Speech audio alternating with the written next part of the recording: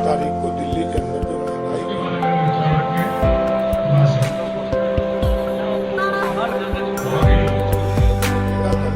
व्यक्ति दुखी है और ये निर्णय कांग्रेस हाईकमान का बहुत अच्छा निर्णय है। उस रैली में क्योंकि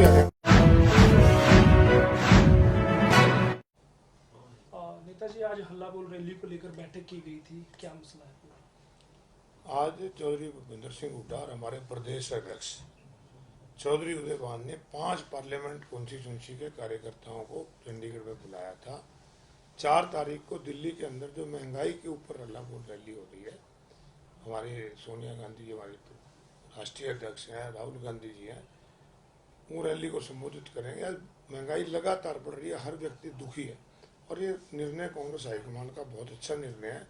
उस रैली में क्योंकि हरियाणा प्रदेश दिल्ली के 3 तरफ है और मेन भागीदारी हरियाणा प्रदेश की होती है और चौधरी भूपेंद्र सिंह हुड्डा की जो जिम्मेवारी सौंपी है, सभी कार्यकर्ताओं ने बड़े जोश के साथ रैली में पहुंचने का निर्णय लिया और मैं मानता हूं कि रैली बहुत बड़ी होगी। जी जी, आज जिस प्रकार से आज संख्या देखने को मिली है, संख्या बल बहुत ज्यादा था, कार्यकर्ताओं में जोश भी था, तो कितने संख्या में रैली में हरियाणा से लोग जाने वाले? देखिए, जिस प्रकार कार्यकर्ताओं को आज हुड्डा साहब ने एक बात कही कि मैं टारगेट नहीं देता, आप स्वयं जितना ले जा सकते हो उतने ले जाओ, परंतु कार्यकर्ताओं ने पूरे जोश के साथ कहा कि आपकी जिम्मेवारी रैली की है और आपका कद और बढ़े और प्रदेश और देश के लोगों को महंगाई से राहत मिले, इसके लिए ज़्यादा से ज़्यादा संख्या पहुँचो। और मान के चलता हूँ कि बहुत बड़ी रैली इस देश के अंदर जो बड़ी रैली है उनमें से एक रैली होने जा रही है। कहा जा सकता है कि हरियाणा अव्वल रहने वाला है भीड़ जुटाने के मामले में? निश्चित रूप से, क्योंकि हरियाणा प्रदेश, मैंने पहले बताया कि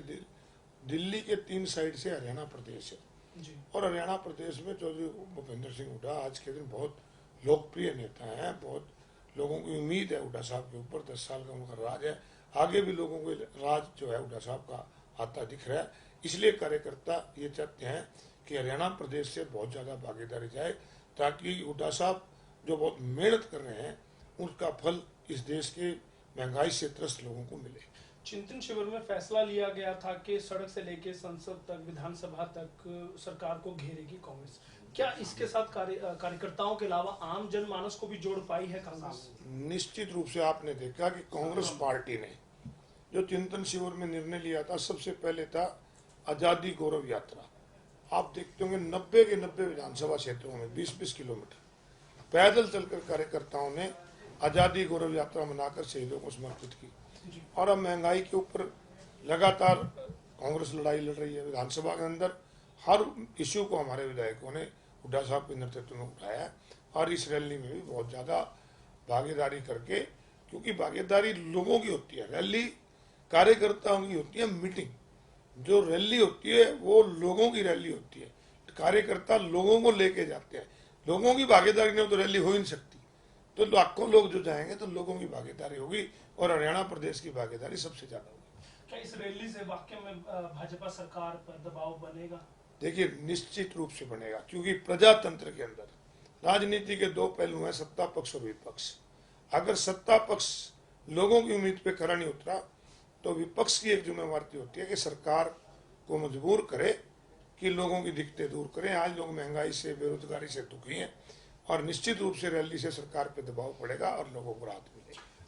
कांग्रेस लगातार सरकार को घेरने में लगी है, भाजपा को घेरने में लगी है, लेकिन आपको नहीं लगता कि गुलाम नबी आजाद है, कुलदीप बिश्नोई है, पार्टी के राष्ट्रीय प्रवक्ता है, वो पार्टी के पदों से इस्तीफा देते हैं, तो कहीं ना कहीं सरकार को घेरने के चक्कर में कांग्रेस अपना कुनबा नहीं रोके पा रही है? देखिए, संघर्ष जो होता है ना, संघर्ष, आज कांग्रेस पार्टी संघर्ष कर रही है और संघर्ष से जो साथी मुंह मोड़ के जाता है, मैं नहीं मानता कि वो पार्टी के प्रति वफादारी हो।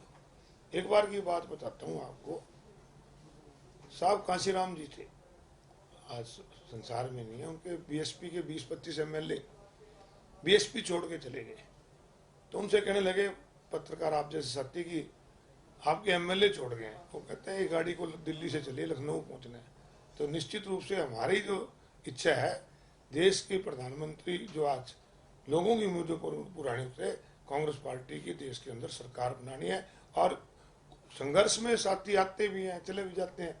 जो जाते हैं उनको कभी इतिहास माफ नहीं करता। लेकिन जो स्तंभ के तौर पर गुलाम नबी आजाद जैसे नेता रहे हैं, उनके जाने से खामियाजा तो भुगतना पड़ेगा। तो निश्चित रूप से अगर पुराने साथी जाते हैं तो उससे पार्टी के दुख होता है, परंतु जहां तक मैं मान के चलता हूं कि संघर्ष जारी रहता है, संघर्ष में आते रहते हैं, जाते रहते हैं। कुलदीप बिश्नोई पर सीधे सीधे आरोप कांग्रेस लगाती थी, ईडी और सीबीआई का डर है। गुलाम नबी आजाद को बताया जा रहा है कि वो भाजपा की बी टीम के तौर पर पार्टी बनाकर जम्मू कश्मीर में काम करने वाले हैं, तो क्यों सीधे सीधे उन पर कटाक्ष नहीं किए जा रहे कांग्रेस की ओर से? देखो, मैं मेरा किसी पे व्यक्तिगत कटाक्ष नहीं करता। जहाँ तक गुलाम नबी आजाद जी बहुत बड़े कांग्रेस के नेता रहे हैं, तो जो चले जाते हैं उनमें मेरी मंशा नहीं होती कटाक्ष की।